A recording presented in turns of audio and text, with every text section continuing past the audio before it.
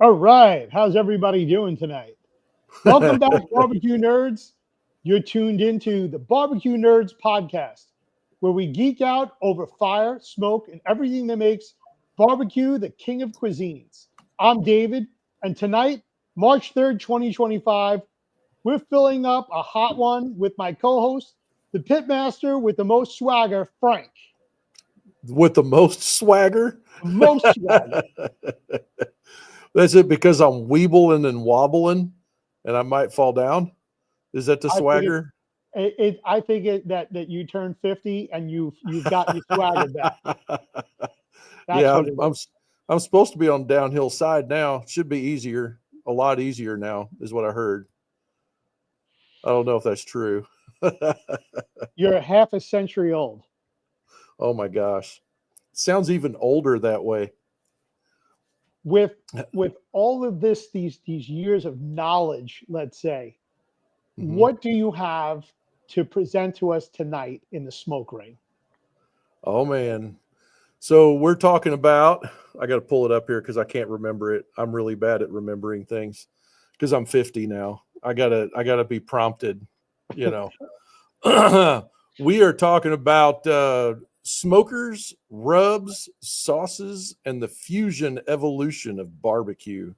It's going to be a fun show. We're the thing that pops out to me about this more than anything is that barbecue used to be like a regional style thing here and there, and it's not really that way anymore. There's been little nuggets picked from everywhere, and it's like getting thrown in this big melting pot. So that's pretty interesting to think about. So I'm thinking that tonight we're going to be digging into the heart of barbecue, smokers, rubs, and sauces. We're going to be starting with regional classics. But here's the twist: modern barbecue gone global, blending Texas brisket with Korean gochujang and Carolina pork with Jeez. Middle Eastern spices. That's right. We're going full fusion, global classics, things that start with salt and pepper and end with Chinese five spice rub. It's a flavor revolution, and we're here to break it down. So we're going to be talking about gear, ingredients, and how today's pitmasters are remixing history into something new. So grab your tongs, nerds. Let's get into it. Yeah, man. Good one here from Eric, real quick. Swagger or stagger? I think it was stagger, bro. And El Presidente Dustin is here. And for Shout out those to him. that are unaware, El Presidente is Dustin, who owns Smoke Slinger. He is the president of the firm. He's the one that creates, as you can see behind me, for those that are listening on radio, we've got the Liberty 94 over my right shoulder. And over my left shoulder, I've got the full size Smoke Slinger that's a 24 by 48. By the way, tonight's episode is sponsored by Smoke Slinger Pits. Get yours at www.smokeslinger.com. We've got the mini at 24 by 30, the full size Smoke Slinger, which is a 24 by 48, and the all new Liberty 94 offset smoker just launched the 2nd of February 2025. With Man, that said, let's get back into our program. it's just barely been a month too It's amazing. since we launched it. It's pretty cool. It is. But yeah, so I guess we should start talking about the smokers first. Kind of like the evolution of all of that. Of course, Texas barbecue. First thing everybody thinks of is either a brick pit, or they're thinking about like an offset, like a big propane tank offset smoker. Um, those that haven't been around the block or maybe new to this, there's a whole nother style of smoker that is just as old. These big wood-fired rotisseries, like a J&R or an old boiler. If you ever hear somebody talk about that, a couple of those different brands of pits. M&M has their version of it. Those pits are just as old and have been just as instrumental in the inspiration of the flavors and stuff that we have in Texas. You've got post oak, you got embers in some of those pits. The first thing comes to mind is going to be brisket and beef, like shoulder clawed, sausage made from the trim, stuff like that. Mm-hmm. I got to tell you, I do love a good shoulder clawed, cooked low and slow for hours upon hours, and being able to create that mouthfeel, that texture of pulled beef. I enjoy simple seasonings like your salt, pepper, and garlic, but there does come a time where I do like my hot sauces as well. I know a lot of the hot sauces out there do have a vinegar base, and that's going to bring us to some of those regions that we're going to talk about. Those being most likely the Carolinas, Georgia, Kansas City, traditional Texas barbecue coming from North Texas, Central Texas, West Texas, East Texas, South Texas. Each region in Texas brings its own flair. And let's not forget that we've also gotten there Georgia, and of course your home region out there in the Midwest, Missouri. Missouri. Well, you know, Missouri is kind of split in two different. I think diagonally from southwest to northeast. The northern section, like the northwest, is of course Kansas City, what we would call it, and you're going to see a lot of vertical brick pits. There was an old timer up there that was building the pits in like Gates and some of those original stores up there, Arthur Bryant's, that kind of thing, and those pits are typically like right behind the counter. There's a door on the front of it, coal bed underneath, embers typically, maybe throwing a split on, and they move meat up and down vertically to hit those temp zones in there. So you do get like a brick pit kind of a feel to that, the original stuff. And then down in the boot heel, what we call the southeast side of Missouri, we're getting more into some rotisserie action. Of course, Old Hickory Pits is from Cape Girardeau. There was the J&Rs and the rotisseries like that. They were using those early on. And talked to David Knight, the guy that still owns Old Hickory Pits. He told me the whole reason he started Old Hickory Pits is because an oiler burned his store down. So at that point, it was like, okay, I'm making these and they're not going to burn stores down, is what he told me. So that's how that all began. So there is definitely like this no man's land in the middle where like there's no style has been defined in Missouri. So it is like the ultimate melting pot, I think. Everybody was trying to pick a side. So are they? It sounds like they might be closer aligned with Tennessee, where it's just you've got a melting pot of different type of cooking styles all coming together. Yeah. Like if you go around Memphis, you're going to get more into that vertical style brick pit, but their pits are built different than the ones that were built in Kansas City. They're basically big round bar, like 1 inch round bar. They pitch coal underneath, except these days they just use charcoal and they throw it across the bottom of the pit. Thinking in my mind right now is Tops Barbecue down there, kind of like the baseball cards, but it's barbecue. It's very old chain. We had to fix some of their pits a couple of times, but they're brick flues. They're pitching embers under shoulders, pig shoulders and stuff. But then you get over into the open pits, and then there's also a lot of the backwoods style, like vertical reverse flows. Backwoods was a brand that's down there, like water cookers, and now we're kind of getting down into that Georgia kind of method, like down in there with hog cookers and stuff. Sure. So it kind of, there's no real fine line, I don't think, in that definition of regional styles of barbecue as far as the cookers go. That's very interesting. When I think of cookers, let's just start with Texas. I think of those massive offsets built from old propane tanks, pumping out post oak smoke for that beefy brisket vibe. By the way, we did have a question in here. Let me just get to this one. Coming up this weekend, Saturday, March 8th, 2025, we do have our meetup, spelled MEATUP, in Canton, Texas. That's going to be at, is it Cherry Lane? Yeah, some park named Cherry something.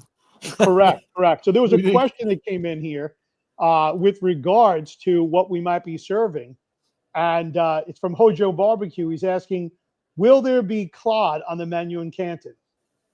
The answer is yes.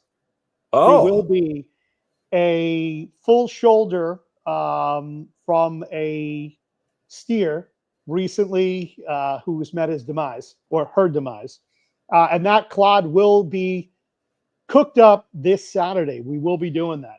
It looks like we've got another comment coming in here from Trumpet Master 77 Barbecue, who says Rodney Scott's original barbecue sauce is delicious. He's correct. And Dustin McCormick, El Presidente, chiming in, telling us that the name of the park is Cherry Creek Park in Canton, Texas. We would love to see you there this Saturday. yep. It's going to be a lot of fun. Oh, I cannot wait. The menu just keeps growing every day. We're going to need quite a bit of eaters to show up for this event.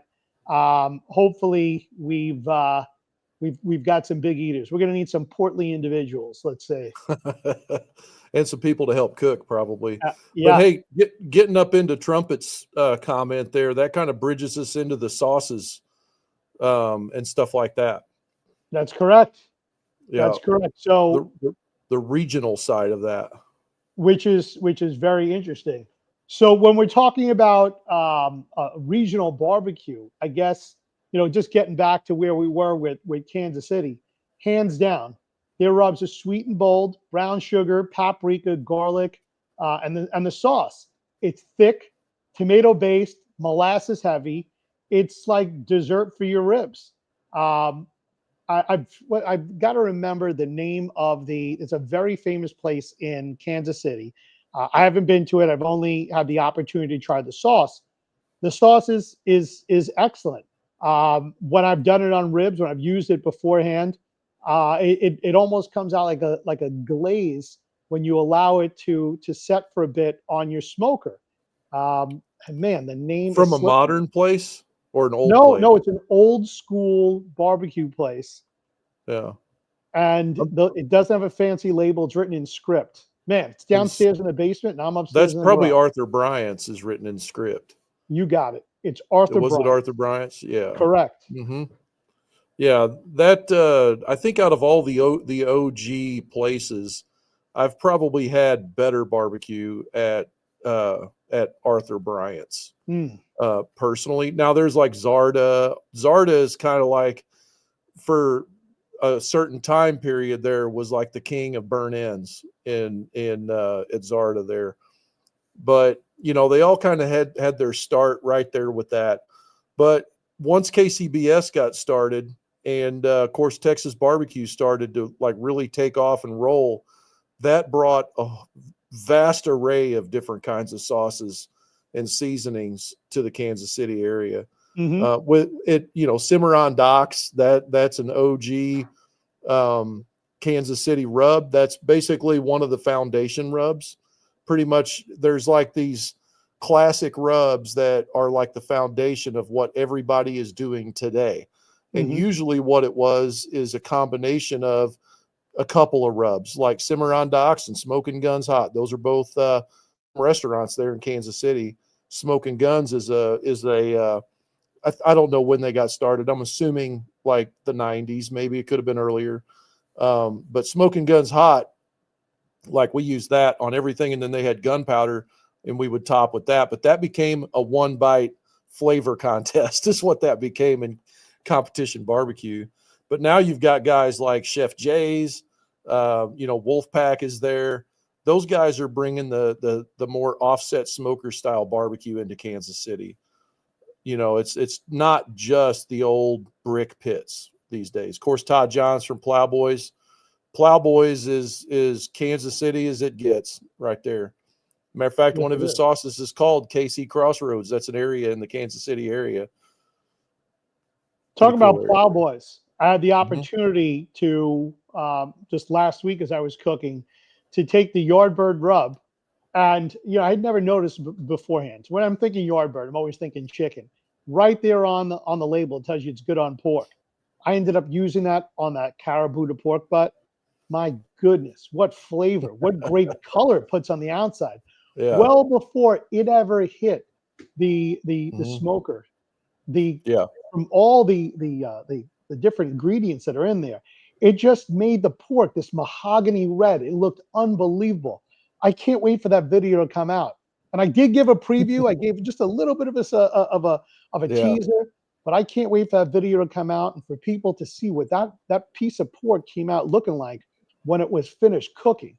Just incredible color all around. Congratulations to those guys at Plowboys for selling over 50 tons of Yardbird last year. That's a tremendous amount of seasoning. That's a lot for sure. That's a lot of seasoning. Yeah. But yeah, so that's as far as Kansas City goes, that's kind of what we've got right there. It is a sweet, there's a lot of sugar in it. You know, it's a tomato base sauce typically. There is some molasses, some thickness to the original rubs. Of course, with, like I say, competition coming in, we started to get thinner, more glazy on ribs, stuff like that. That's very interesting. So I do love that KC sweetness, but how would you contrast that with Texas? Say Central Texas rubs, which are minimalistic. You have your salt, pepper, maybe a hint of cayenne, but sauce, I don't know, it's kind of optional. And when they do give it to you, it's thin and smoky if it's there at all. I think that in my experience of being in Texas, and I know that in the chat room right now, we've got quite a few people from Texas that are chiming in. But is sauce like the no-no in Texas? Is it okay to put it on your if you're a pit master, is it okay to put it on there when you're preparing your food, or is it simply like, you know, an optional condiment for those people that feel they need a sauce? So it just depends on the pit master, honestly. You gotta, if you're serving barbecue 7 days a week and you're a majority of the day you're trying to have barbecue ready, you're probably going to appeal to the masses. And so it's got to be barbecue for the masses. At that point, we've got to have an array of sauces on the counter or whatever at the table. But now if you're getting down into the guys that are like shooting for the Texas top 50, they're not worried about selling volume. They're more like they're open Thursdays through Saturdays typically, or some, 4 days a week kind of a deal. They're famous for running out, that kind of stuff. Now we're getting into, they'll usually mop or sauce at the pit or on the plate. They're probably not, and I'm thinking back to like my experience at Burnt Bean. I love Ernest's food. He's one of the greatest cooks, in my opinion, in Texas, and which is in Seguin, Texas, if you've ever been there. But best bite of brisket I ever had in my life came from him. I don't know what he does in it, but I do know that, to me, my impression is it was a really great, thin, tomatoey, vinegary sauce that had a little bit of bite on the back end, that was cut with like beef tallow and a little bit of the au jus from the brisket, just like the juice. It was like a blend of that. And he put it on right at the tray before he handed it to me. So it was really, really great. It fit really well with that. Though that's when you're going to get into some really unique situations. But for the most part, yeah, it's if there's sauce present, it's probably going to be something tomato based, thinner, some pepper, a little bit of bite at the back, not overly sweet, not overly hot, in my opinion. My mouth is watering as you're talking about the natural juices in the beef tallow. I'm thinking about having a French dip right about now. I mean, it's kind of what I used to do with my competition brisket. I would cut Blues Hog and Head Country 50-50, because Head Country's got that. We were cooking around the border of Oklahoma or Kansas. We had to pull in the Head Country. And so we would blend those two together, and then we would cut that 50-50 with whatever juice we had from the brisket. So it's kind of a play in that realm. It just depends on how thick you want it, So we've got a question from El Presidente coming in. He wants to know, did mopping exist before saucing? Now that's an excellent question. I have to be honest, I don't know. I would imagine it does. I would have to consult ChatGPT or the Google to really answer that question. We're Honestly. supposed to be nerds. We're supposed to be nerding out at I a haven't question. nerded out on that part Did, yet. This is like, did the chicken come before the egg? Did the mop happen Yeah. before the sauce? I would say probably it would be my guess. If it didn't, I'll be surprised. Let's say it that way. I'm going to go with you on that one and say that you're correct, because Yeah. getting back to the natural juices that are dripping down, you would think that over time, let's go back to medieval times, as a matter of fact, as they're roasting an entire carcass of an animal. All those juices dripping down, I'm sure, were then put back onto the animal as it's basting. So that in itself wouldn't be a saucing. That would be more of a mopping. I'm going with that one. I'm mop. Yeah, I think so And too. so Trumpet Master's chiming in saying that Sucklebuster's peach glaze is amazing, and that sauce is all good in Texas, but mostly on the side. It is considered to be a condiment. Yeah. Yeah. Yeah. Well, I mean, if you watch like the Goldies videos when they go in there and they're working the ribs, whatever, and they got that cool squirt gun bottle that's got the 3 little tips on it, for going in there. I can't remember what they call that sauce. I think Ant's Barbecue Cookout and somebody else, Chud, I know, has talked about it. Somebody else talked about it too. What's in that sauce? I know that Anthony did it, so might go check his channel out to see what's in there. But it's super wet, super thin. Spray it on, rock and roll on ribs. I do love ribs. I've ever since this this craze now of salt and pepper ribs, which I'm going to go back to saying that that's a Texas thing. I really like the dry rubs. I'm not a big fan of the sticky ribs. Growing up, my dad would do, when he did ribs, it was heavy with garlic and a KC Masterpiece. I remember that one. Back to Kansas City again. But my palate has changed, and I tend to just like that dry seasoning. And if I'm going to put anything on there, you're right. It's a sauce that's been cut. It's a thinner sauce. It's more watery than it is something that's viscous, like a ketchup based. Yeah, you don't want it to be overpowering, is the thing. No. You want to taste the meat. That's the thing, is you want to get in there and taste that, whatever that, you want the beef to come out, of whatever it is, if you're cooking beef.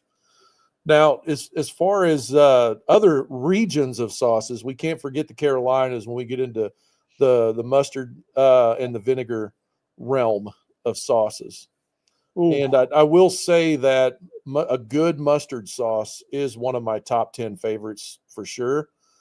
And I really like a red pepper vinegar kind of a sauce as well, like a finishing sauce on pork. Can't beat those. As a matter of fact, I think that's a lot of what, like when you see these guys taking the hog and they're chopping it all up. Yep. They'll douse inside that hog with that vinegar finishing sauce. And I remember the first recipe that I got for that was on, it was actually Tulsa Jeff is who I got it from in an email when you signed up for Smoking Meat Forums back in the day. That was where he was sending out those emails periodically if you signed up for that. But I got a recipe for that one time, and it's great. I love it. But the mustard sauce, a good mustard sauce, Carolina Gold mustard sauce is what I think I really do enjoy. But then if you want to go even farther south, Big Bob Gibson's and Chris Lilly, they came up with that white barbecue sauce, Alabama white sauce. I can't forget about that. I love that too. Horseradish, mayo, the whole bit, pepper. I'm a big fan of horseradish. And now you're really building this French dip for me, because now I've got the au jus and I've got some horseradish on the side to put onto this thing. You're building me the perfect sandwich tonight. Cool. So we went to South Carolina, which is great. I do love that Carolina Gold. We got ourselves out there to the Alabama white sauce. But I think if we got to North Carolina, being that we were just talking about that pig, now we're back to that to Rodney Scott. We're back to the Sam Jones barbecue, such as like Eastern North Carolina, where it's all vinegar and pepper. There's no rub. It's just a sauce that cuts through the fat of a whole hog. Yeah. whereas Western North Carolina adds a touch of tomato for that Lexington style dip. Uh, Yeah. I I've always liked the version that Sam Jones does. It's just something very traditional, not only about the way that he makes the hog, but how you go back 2 generations, even 3 generations of his family, and they stuck to their guns with just vinegar and pepper. That's all you put on. And he doesn't Yeah. season it that way. He puts the seasoning on the side for you. Yeah. Well, and then you're getting into that Eastern Tennessee up into the Carolinas. You're talking Hmm. about that tomato, and that's where Blues Hog Tennessee Red kind of has its roots. Whereas if you get over into Memphis area, that's where the original Blues Hog barbecue sauce came, where Bill Arnold came up with that, which is a lot thicker. It's like molasses coming out of that jar. I remember early on it was a glass mason jar, and I just bought it because it was in a mason jar. That's the whole reason I bought that. I never heard the name before. Is in the local grocery store, and I tell you, the first time we had it, we were just like, "This is the best thing we've ever had in our lives," and we've just stayed with that. But there's a few blends of that you can do, like I mentioned earlier, blended Blues Hog with the Head Country sauce for that kind of more bold, beefy. It really goes well on beef if you're in the competition circuit anyway, as we used to do. But then head over to the pork side of the arena. Now you're mixing Blues Hog Original with Tennessee Red, and I think that's what they call the Champions blend. Okay. Yeah. That's interesting. I didn't know that. When I thought of Champions Blend, I thought that was because it was award winning. They were the champions. No, it's the blend of the two sauces. Okay. And then now on the competition trail, they're starting to add maple syrup and everything else to that stuff. I mean, it like this glass jar maple syrup that they're pouring on when they wrap ribs or pork. My buddy Del Fort showed that to me. That's what he does. That's So you very just can't interesting get stuff. sweet enough and thick enough, it sounds, these days on pork, which is kind of getting us up into that, just the different blends and things that people come up with, mixing different sauces. Have you played with that at all? I've experimented with different sauces. I've been one to buy a commercial sauce and then I'll put my own tricked out ingredients into it. I You hear people say this all the time. Things like Sweet Baby Ray's, things like Blues Hogs. This is the base to whatever they're then going to make their sauce out of. And that way, there's that consistency all the time that you know what that base is. It already has that sweetness, that tanginess, and then maybe you want a little bit more heat, or maybe you want a little bit more saltiness, or the word these days is umami. You want that umami Umami, feel. Correct. But mushrooms. what I'm gaining from this is that every region has got its own signature. It's like a barbecue fingerprint. It's tied to the land. It's the wood and the people. Um, Going back to Kansas City, they're known for their burnt ends. Mhm. That's a signature Kansas City item. Whereas Texas is going to be that brisket. That's what we think of. We think of the Carolinas. We think of pork. We think of pigs. So each one is very unique, and the type of flavors and profiles and seasonings that we use are significant to the type of barbecue that we're going to serve from that region. And of course, as we mentioned earlier, is the fusion is taking a little bit of different flavor from different places. Yeah. Texas right now notorious for a lot of the Mexican influence, hence Tex-Mex. What we're seeing now, a lot of popularity coming in with that live fire Argentinian type of cooking that is starting to be seen more often now in Texas. South Yeah. Texas again has more of that Mexican type of flavor, whereas our central and northern Texas still sticking to their guns with salt, pepper, and garlic. Even though they don't Yeah. want to talk about the garlic, everyone goes, no, no, no, no, no. It's just kosher salt and black pepper.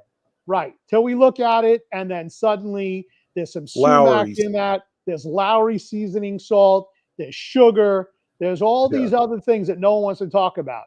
It goes back to the wine industry. You look at a bottle, it says Cabernet Sauvignon. As long as it's 85% Cabernet grape, the other 15%, no one has to talk about. It's the same thing here. 85% of it might just be salt and pepper, but that 15% is what really tricks it out and makes that person's rub, that person's barbecue, just that much more different than the neighbor across the street who's also making barbecue. And of course, Absolutely. the woods and the pit, and the pit master has a lot to do with it. Yeah, at least 50%, right? At least, correct. See, we got any questions in here we can answer real quick in the comments? I like it. Comments are just rolling right now. Well, Trumpet Master is very favorable of the Rodney Scott sauce. He says it's friggin' banging. He uses it as salad dressing, and then get this one. Hojo doubles down with them and wants to know, could you use this for a Bloody Mary? That's a great question. Trumpet, that one's on you. We're waiting on the reply. Have you put that into your Sunday Bloody Mary? Or have you tried that in any other type of adult beverage? Well, on the Bloody Mary topic, I've never liked them. However, I know that whenever we're doing the turn-ins and stuff like that, fortunately, there's always somebody around that on my team or who I'm cooking around that is good at it. And so they'll make the Bloody Mary. But what we wind up doing is just shoving sticks in there that's got like everything you can think of on it. Maybe wrapped in maybe like some ABTs. We put those in one time. Take one of those long skewer-looking toothpick things and put a bunch of burnt ends on it. Shove it in there. You know, you garnish it up. Have you seen the really meaty ones like that? I have. Yes. Yeah, they look crazy. Of course, for Sunday morning, I don't know, but the Bloody Mary has gotten so carried away that you have this small glass that looks like a vase with everything else coming out of it that looks like a bouquet. Yeah. At that case, you almost got to put something on it. You got to sweeten that thing up because aren't they spicy? The ones I've always had were really spicy, and that's what turned me off. I love a very, very spicy Bloody Mary. I love the pepper in there, the Tabasco that's in that, the tomato juice. As a kid, I was never like people would drink V8. The thing was V8, keep your body straight. Never liked V8 and never liked tomato juice. Now, as an adult, I look forward to having a Sunday Bloody Mary. My palate is evolving. Yep. Daniel Perez is getting his smoke slinger. Congratulations. This week, he says. Let's see. Going through here, just reading. Shout out to David and Beth. Glad they're here. He says it's Speedo weather down there in Florida. Shoot.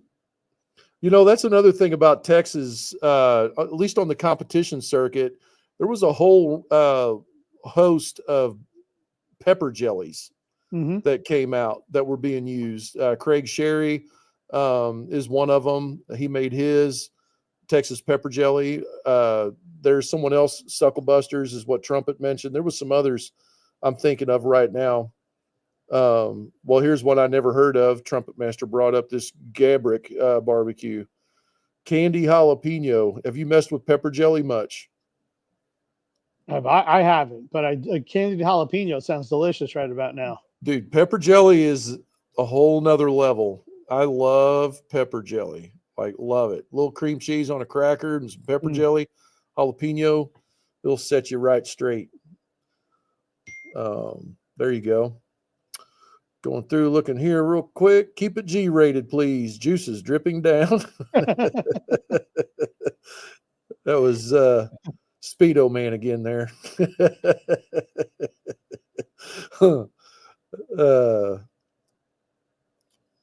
What else we got? Anything else in there that you see? Well, I see that Trumpet's very active tonight. He's letting us know that Bloody Mary to him equals a heartburn, whereas DeMoose loves a good Sunday Bloody Mary. Ooh, Daniel Perez asking about injections because we haven't touched upon injections. We're dealing with the exterior with rubs and with sauces, but we never did get into an injection. So I want to thank him for bringing that up. And I'm expecting that we get some type of content from him moving forward now that he's got a smoke slinger on the way. Absolutely. Yeah, Yeah. I expect nothing but content from everyone. So on the injection scene, there's probably somebody that's in the comments here or listening to the show that has been doing it longer than me. So I yield before I say anything. I yield to their experience, and I'm perfectly okay with being corrected. However, from my experience, Fab was the OG injection, Fab powder, and Leanne Whippen, it was, I believe, her dad, I think, was Fab. And the Fab powder injection came around on the competition circuit. You mixed it up. It had phosphates in it. It had the other seasonings and things like that. And that hyper injected moisture into the fibers of the meat.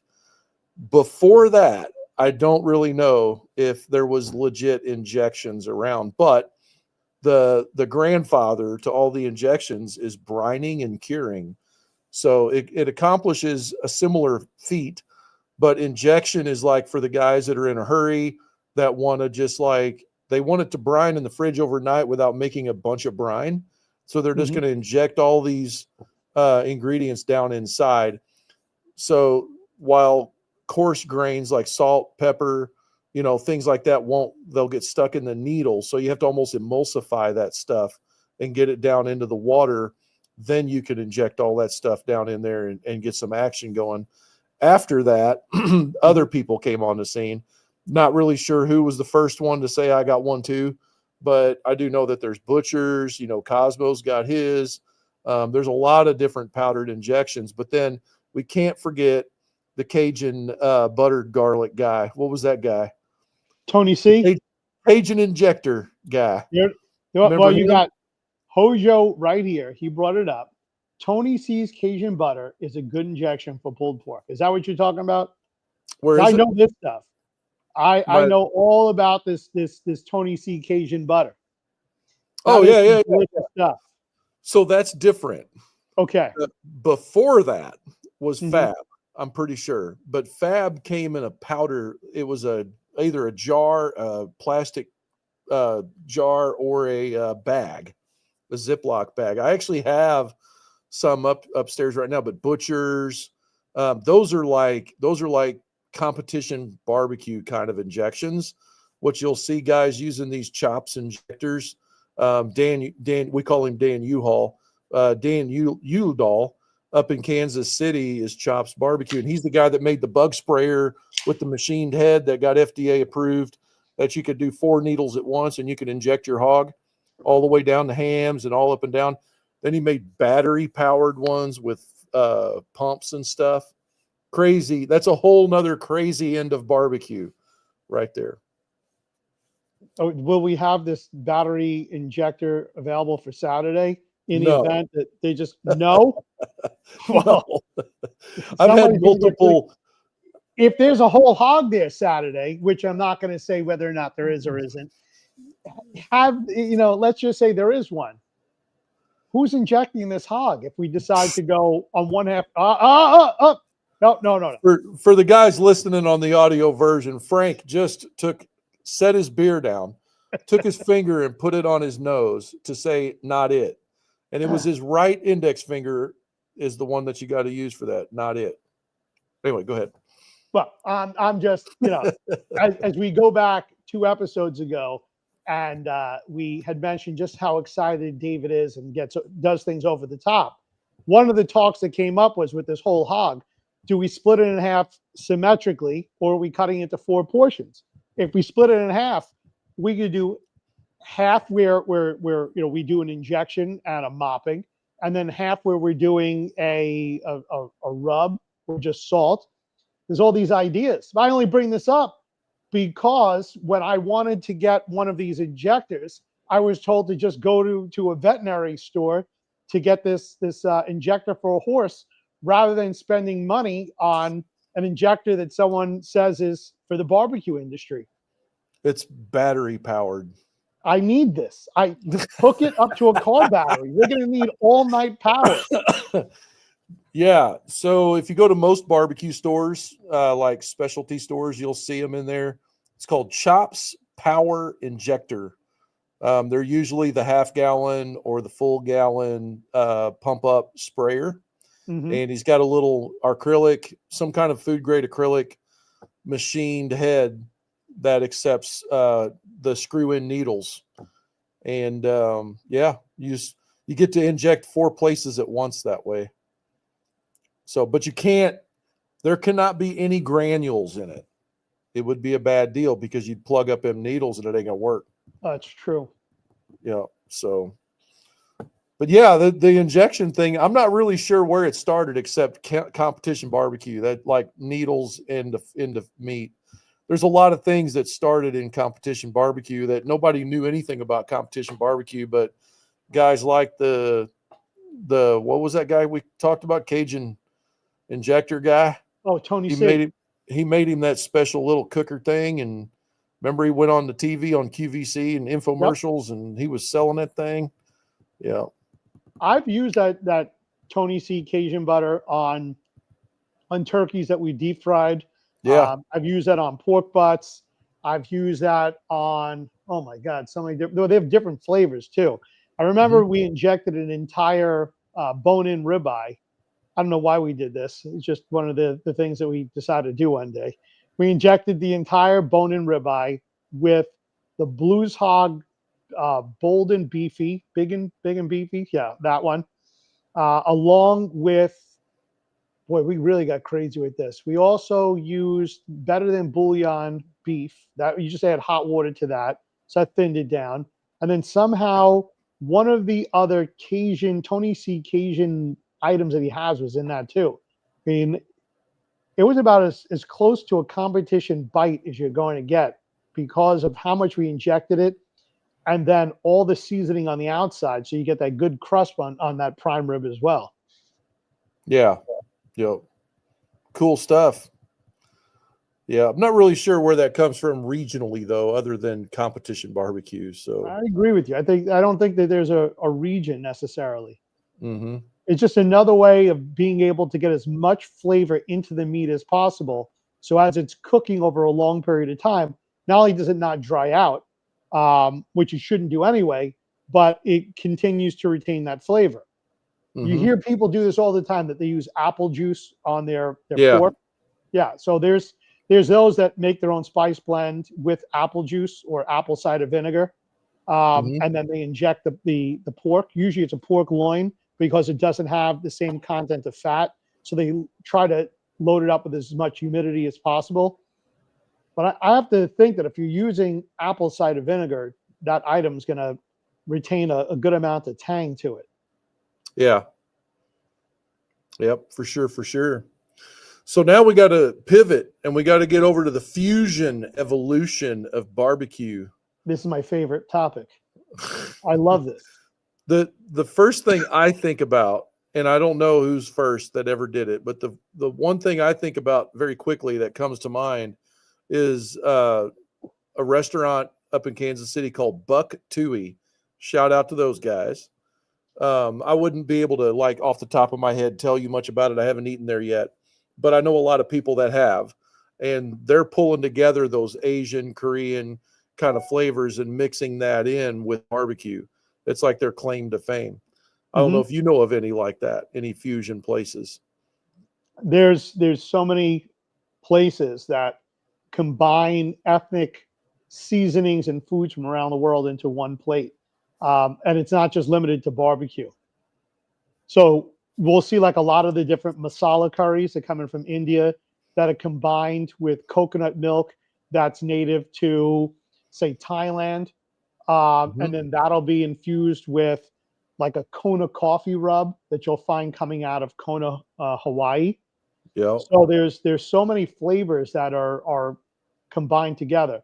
So for example, you could take your Kansas City burnt ends and then toss them in that gochujang Korean barbecue sauce, and then mix in a little bit of the red chili paste. So that way you get a nice sweet, spicy, smoky flavor, and it takes that meat to a whole nother level when you bite into that tender, delicious, juicy burnt end.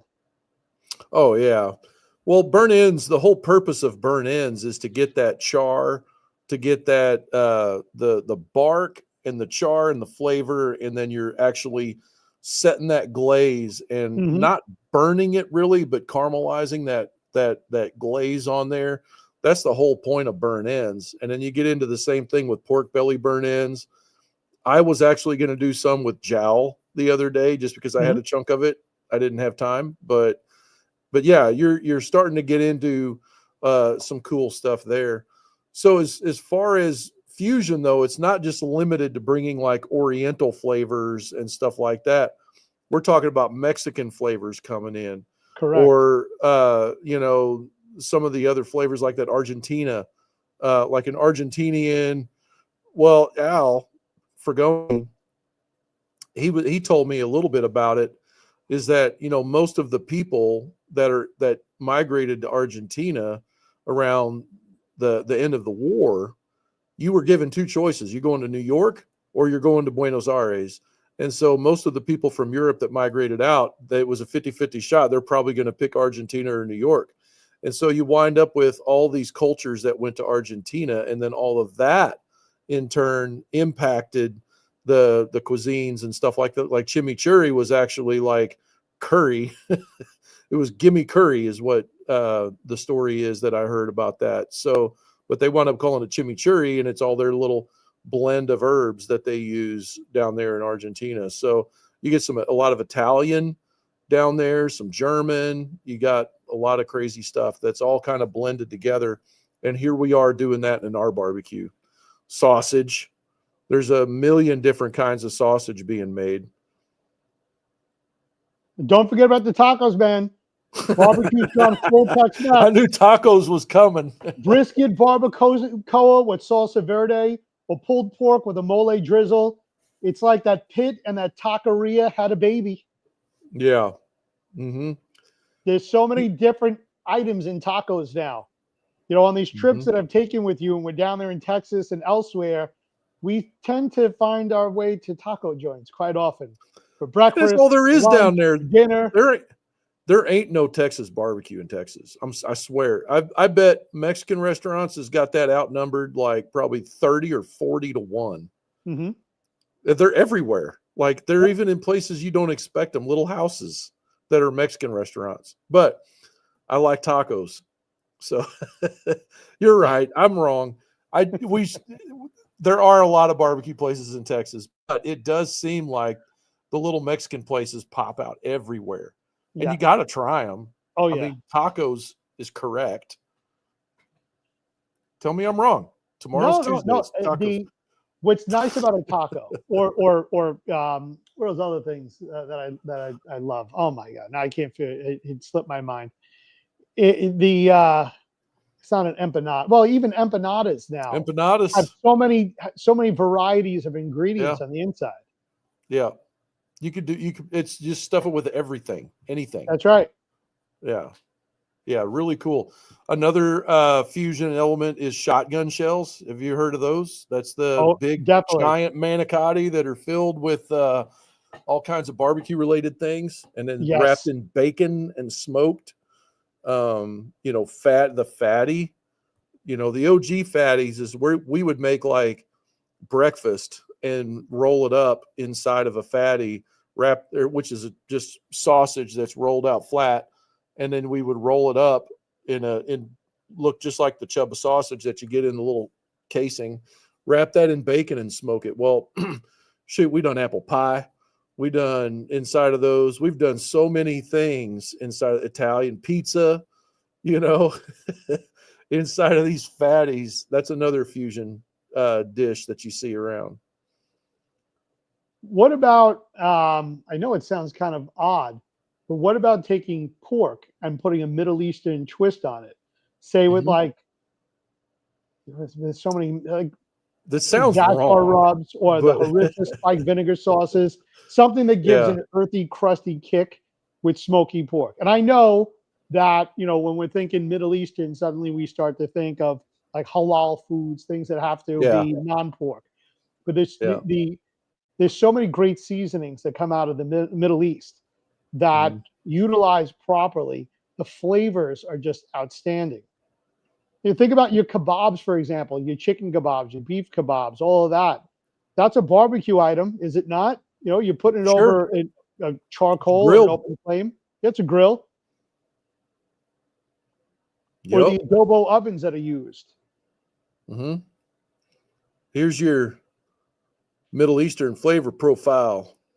Explain to me a Middle Eastern profile, because I've not really been around it much. So there's a lot of here's where like it differentiates. When people think Middle Eastern, I don't know why this happens all the time. They start to think Greek food. They start to think of that yogurt cucumber sauce.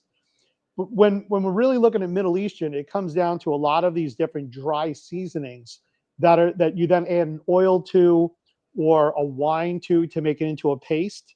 So you could do your dry rub on the outside if you chose to, but it's better when it's made into a paste. And then that paste, similar to like what you did with the chicken or the turkey a while back, where you took the Alfregoni chimichurri rub and you put it underneath the skin. You could do just the same with a lot of your Middle Eastern rubs, where you're coating the outside of the chicken or you're infusing it on that lamb shoulder, just like Hojo was mentioning here, that he does a Middle Eastern flavor profile on pulled lamb shoulder. So you can take the whole shoulder clod, and rub that down with olive oil, a little lemon juice, and then put your dry rub onto it so it becomes a little more pasty. Not to mention you also have the moisture that's going to be pulled out of the lamb. That's all that fat and that grease that's dripping down. It makes for an excellent flavor profile. It tends to be a bit smoky. There are some other Middle Eastern ingredients that are used that have, I'm going to say, more of like a sweeter smell. You might be familiar with this on rice pilafs. They tend to use some of these Middle Eastern spices. And Trumpet Master saying that Indian food smells amazing. That gets us into our masalas, curries again. That gets us into our vindaloo. That gets us into like the buttered chicken, things like that. In fact, you'll find that for people who don't want to use tallow when they're cooking, they will go over to ghee, which is a clarified butter, rather than the animal fats that you'll get from your lards and from your tallows. Wow. And here's Trumpet Master going in with tzatziki sauce, the best way that he spelled it. And that tzatziki sauce is that Greek yogurt that's combined with some other seasonings. And most people see it as that cucumber sauce that's on the side for their Greek salad at the diner. Gyros. Yes, that's correct, for the gyros. Their Gyros. souvlaki platter. Mm-hmm. And hummus What's and baba ganoush is well appreciated. Baba ganoush, you take an eggplant and you roast it. So let's go back to just what, standard charcoal barbecue instead of one of our big boy smokers that I have over my shoulder here. So you take that eggplant and you roast it live fire, and it gets very mushy. It gets a smoky flavor and profile to it, and then you can take it and put it into your immersion blender. Or if you're really good, you chop it up finely and you just keep mashing it till, again, it's like a paste. I don't remember all the seasoning. If Hojo wants to jump in and let us know what are the seasonings in baba ganoush, it'll really help right about now. But that's what it is. It's eggplant based. And hummus is your chickpeas.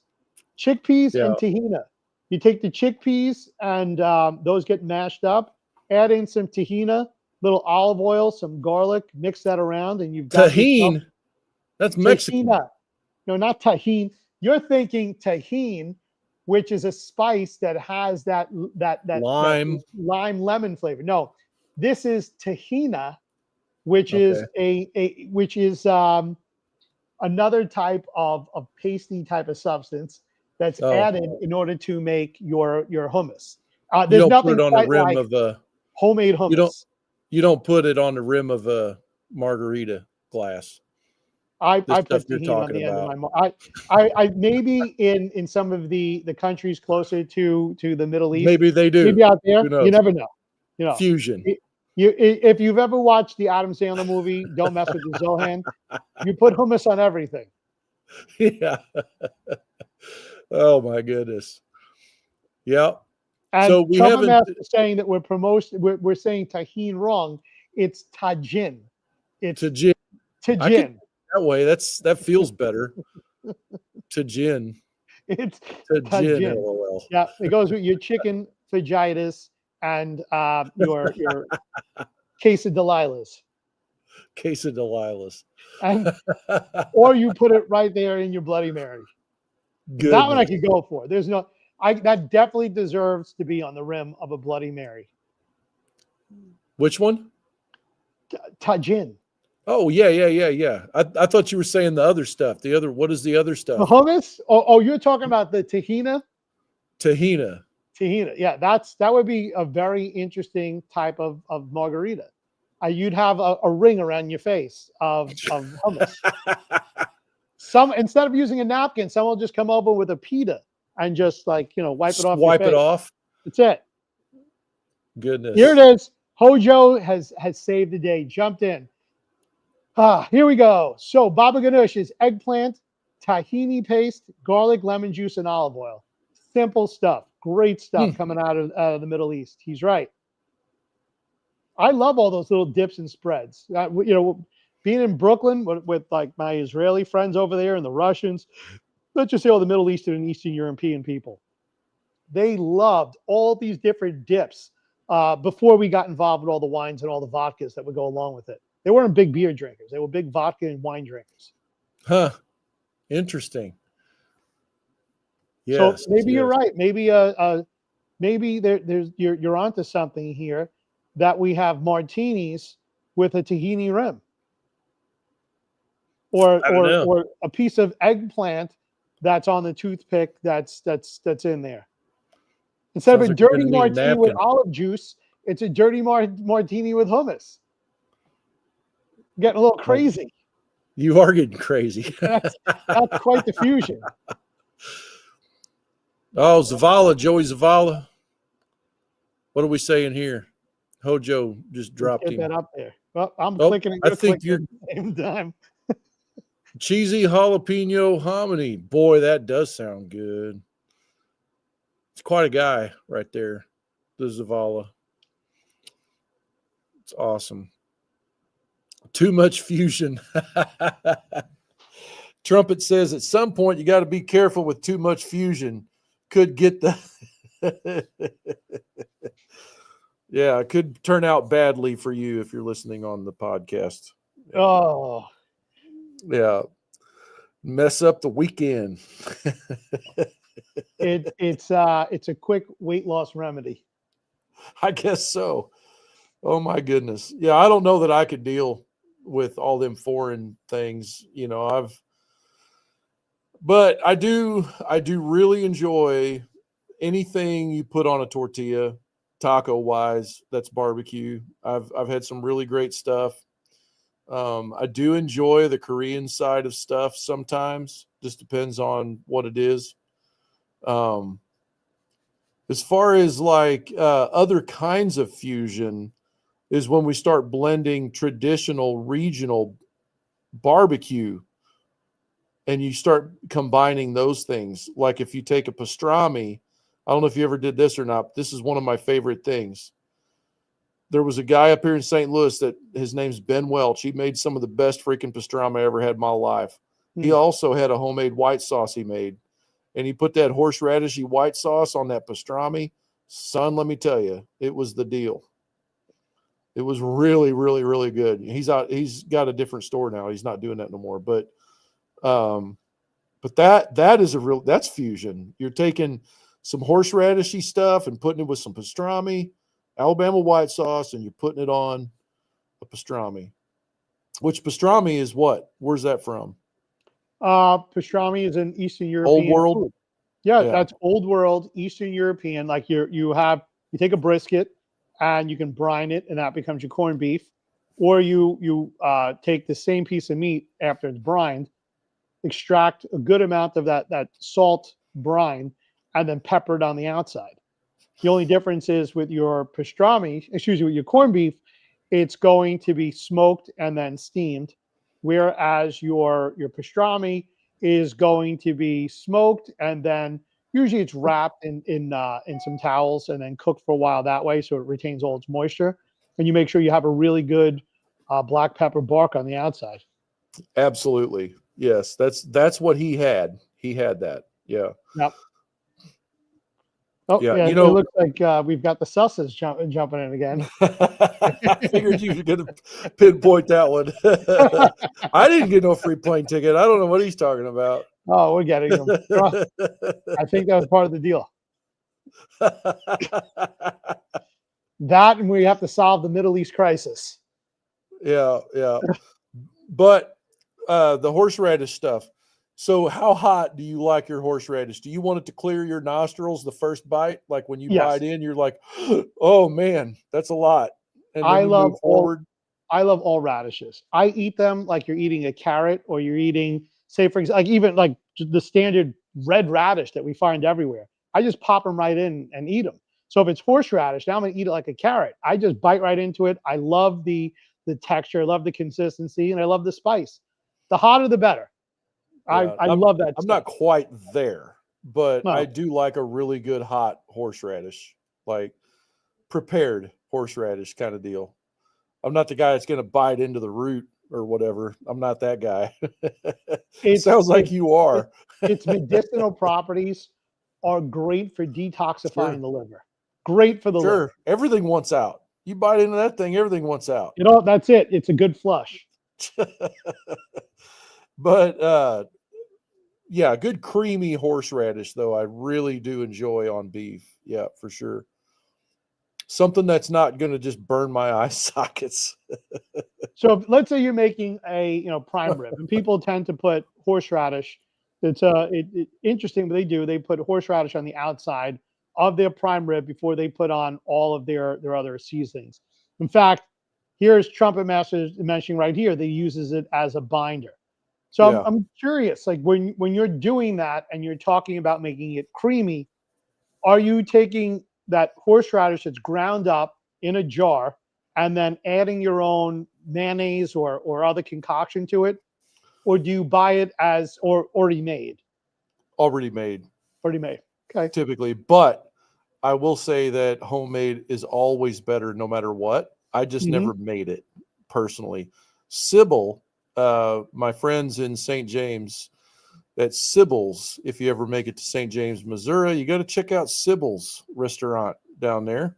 5 stars, white table, white napkin, raised pinkies, the whole bit. They do make their own homemade, creamy horseradish in there. That is the deal. You can't have beef without it. Like it's a rule in there. But yeah, I do enjoy a prepared horseradish straight. Which I think prepared is just mooshed, is what it is. I don't know that they do anything else to it. I think it's just like cleaned up, smashed down, and then you would take that and blend it in with whatever goes in the creamy horseradish. I don't know this. I've never made it, never read the ingredients on the bottle, so correct me if I'm wrong, but it appears to me that it is like something like sour cream, maybe, or mayo. I don't know. You tell me. I've never read the ingredients, but I it's think it's creamy. Yeah. It's not as hot, and it is amazing. Yeah. I don't think that they're using sour cream. That's to me, that sounds more like a baked potato. Potato? Yeah, like mayonnaise, you think of Duke's mayonnaise, it's got twang. It's a great binder on the outside of chicken. I'm sure it'd be a great binder combined with horseradish to put on the outside of other types of proteins, other types of beef proteins, let's say. And of course, if you go to a restaurant, you get a slice of prime rib. Always on the side is a little bit of horseradish that they provide and a juice. Yep. So that's pretty standard. Yep. Well, what are we missing? Let me read the title again to make sure we're on track. Are we on track? The title of the podcast episode is Smokers, Rubs, Sauces, and the Fusion Evolution of Barbecue. I think we're on track. We did a pretty good job, huh? We did, but Frank, this is the point where we truly nerd out. Let's call this the bonus round. Okay, bonus round. All right, Let's go. here you go. I want you to nerd out on this one. How do we combine a fusion barbecue plate? Pick a smoker, a rub, a sauce, and a twist. Put those together. A smoker. So a style of smoker? Yes. Okay. So I'm probably going to go open fire. Does that count? That's fine. Okay. I don't know. I'm just making this up. I haven't thought this out at all. You can tell because my response. Because I'm taking a long time and saying a lot because I haven't thought through it all. Okay, so I'm gonna scratch the open fire. I'm gonna go direct heat cooker. I'm going to. What if I do the same thing that we did yesterday? Actually, we took iron skillet. We made us a chicken pot pie in the iron skillet. Does that count? So I got veggies. I got crust of a pie. That's not good enough, is it? That's not enough. Cheese, No. potatoes. By the way, shout out to my little brother Nick. He knocked it out of the park on that. It's really, really good. Okay, him and his wife Jackie did a great job. Anyway, okay, so direct heat cooker. I'm gonna do. I'm gonna take a. You said pick a smoker rub sauce. Oh, you didn't say a meat. Rub sauce fusion twist. Right. So you're going to pick a smoker or rub sauce and pick whatever meat you want or any veggie or eggs, whatever you like, and then add a twist to it. Okay. All right. So we're going to do a smoker is going to be the direct heat smoker from Smoke Slinger. I have to say that because they sponsored the podcast. I'm going to beat you to it. I'm going to do Plowboys and I'm going to do a sauce that's unique, horseradish, and ostrich. I don't know. Ooh, ostrich. Yeah. So ostrich is supposed to be as close to beef as you can get in a poultry.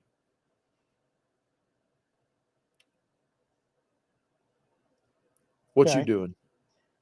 So because I've never cooked ostrich and I'm interested. I'm going with a full, I think it's a 7-bone or 8-bone full rack of beef ribs.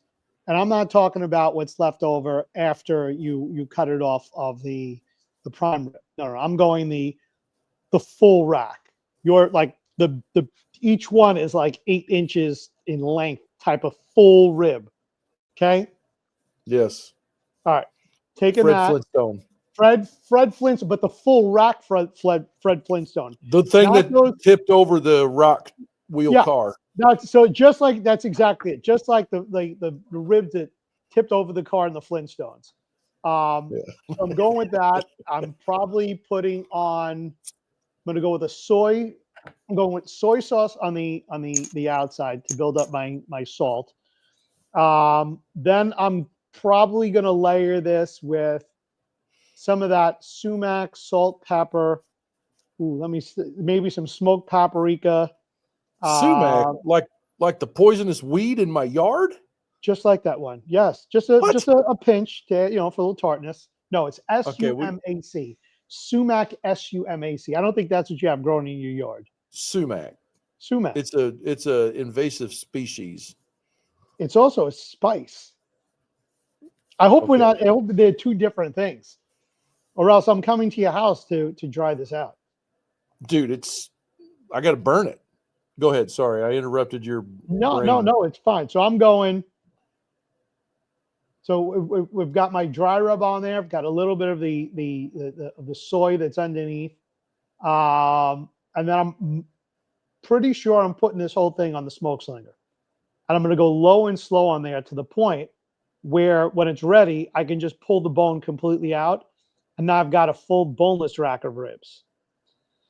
The sauce that I'm going to do this with, tough because I'm not a big sauce person. So I'm thinking something tamarind because I've got that little bit of Asian flavor. So I'm probably going to go with a tamarind sauce, more like a Vietnamese style, Thai Vietnamese style with the tamarind sauce or a hoisin sauce. And then I'm going to pair that up in a soft taco shell. Ooh, there you go. You With went some full shredded circle. with some shredded veggies. So I fused that whole thing together. So now you've got this beautiful masa type of corn tortilla, hot and fresh. Let's lay it in there with that boneless rib, and then we're going to top that off with some tamarind and some nice finely shaved up celery or bok choy, some other type of carrots, things like that, and roll that up. Okay, so real quick, I have to Go ahead. tell the people that are from Missouri that are saying sumac, like me, there's two kinds of sumac.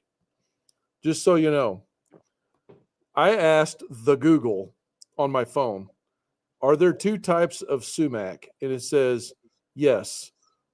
One of the first giveaways is that poison sumac has white berries, while non-poisonous sumac has red berries. I'm still not going to trust the berries on the plant in my yard or in my woods. So buy it. You can find it on the Google in the shopping tab, and it is around $5.99 a bottle. There you go for ground sumac. That's safe to eat. Cheap. Because if you get hurt, you can sue the guy that made it instead of taking the risk yourself. Anyway, getting back onto this, I'm going to go fusion again. I'm going to take a full slab of spares, spare ribs, pork spare ribs. And I'm going to get that little bottle of red chili sauce that's got the panda on it. And I'm going to go there with that. Salt and pepper on it. Then we're going to use the red chili sauce, the sweet Thai red chili sauce, whatever that is, right? Cook it, bones pull out, so it's all just rib meat. And then I'm going to put it on a naan bread because we had some of that yesterday. I don't even know what it is. It's a little bread. It's flat.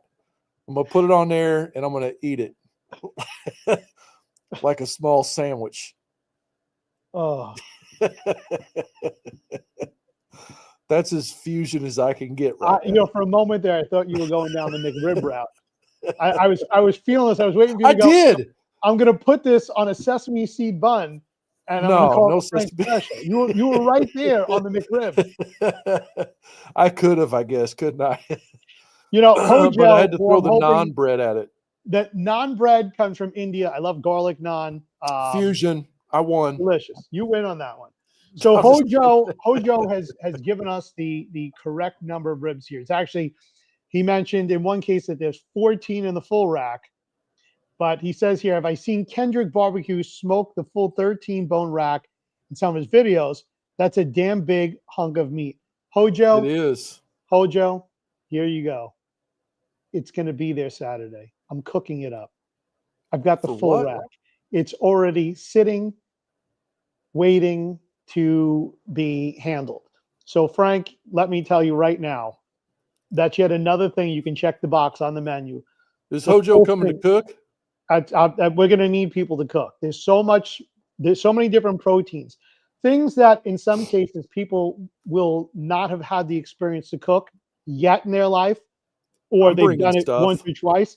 There's going to be a lot of new things for people. I want everyone to come out, try out the Smoke Slinger, try out the Liberty 94, hands-on, feel it, touch it. The most expensive Smoke Slinger meatup ever. I would at this point. I know what my fridge is bringing. Oh, you have this. What's coming on Saturday? What we have is a true meat haul. We went directly to the ranchers. We went to the farmers. We cut a deal. And we got sponsorship called My Checking Account, which was, that's the way to go. When you want to get sponsored, you use Cash Me Outside Bank. Cash Me Outside. How about that? Outside. How about Cash that? Me Outside. How about that? Yeah, I saw where you're going. Come on there. down. We there's going to be organ meat. There's going to be beef. There's pork. Let's see what else. There's chicken. There might be lamb. Could be goat. I don't know. There might be Yeah. not the ox, but just his tail. We went up, took that tail off, and just let the ox walk away. Dang. Dang, could be some Jamaican jerked goat, Ostrich. not or ox. Oh, ostrich. Ostrich Jamaican is jerk something. ostrich. We can do that. No, it wouldn't be good. Why not? Too tough. It's like beef. It's like Jerk beef. like a tougher poultry. I don't think it's tough. Because them things, all they do is run. That's it. But when They you don't run, fly. They're like all big chickens. all that running, any muscles that are used all the time, they're tough.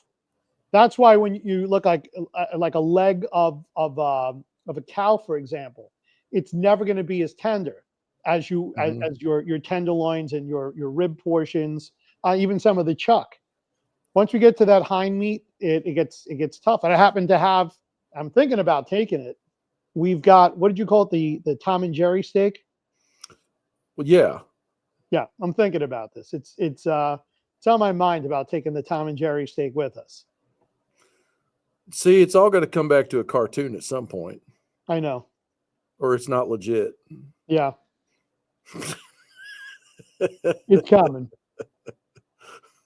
Well, I brought in the Fred Flintstone, the rib cage that flipped over the car. Yep. You know, what other cartoon has meat in it? We Right, got Tom and Jerry. There's how about Bugs Bunny and Elmer Fudd? Do they have some kind of meat that they was eating? I don't know. He's always going out there on a hunt. Well, Tom and Jerry's always got the ham, the whole ham right. that somebody takes a bite out of the middle of it. Mm-hmm. That's like a shank. That's what Hojo just said. Any shanks on the menu? That's the Tom and Jerry section of rear thigh, isn't That's it, correct. On a cow? I know that shanks are on the menu for October. Yeah, that's we're for be sure. Doing, it's a German food called Schweinhacks, which is the pork shank. We're going to be taking that, roasting it, smoking it, then roasting it, hitting it with some real high heat so that the skin crisps up, and it's just delicious cracklings on the outside of that tender, gelatinous, juicy pork shank that we'll serve with sauerkraut and the red cabbage and some potatoes and some other things. But you have to stay tuned or meet us in Florida in October. Or cash me outside. You can cash me outside. How about that? When did that come around? That was years and years and years ago. I remember Spearman said that on the radio a couple times with me. We were on the OG radio show. There was a girl that was on the Dr. Phil show, and that was her thing. That she told Dr. Phil. Oh, that's right. How about that? That's hilarious. I forgot all about that. Yeah. Okay, guys. Well, hey, what's your part here? You got closing thoughts there, Dave? Well, Frank, we smoked through smokers, rubs, sauces, and the fusion frontier barbecues alive and evolving. And I was starving just to talk about it, and I'm even more hungry now. Me too. So if you love tonight's episode, subscribe, drop us a review, and tell your smoke-loving crew. We'll be back next time with more barbecue science, pit hacks, and maybe a pit master or two. Until then, keep the fires hot and the flavors bold. Or keep your smoke thin and blue. How about hot fires, blue smoke, bold flavors? I like that. That's good. Staying positive. Cheers, everybody. Appreciate you. We'll see you Cherry Park in Canton, Texas. This Saturday, March 8th. See you there. Be there, be square.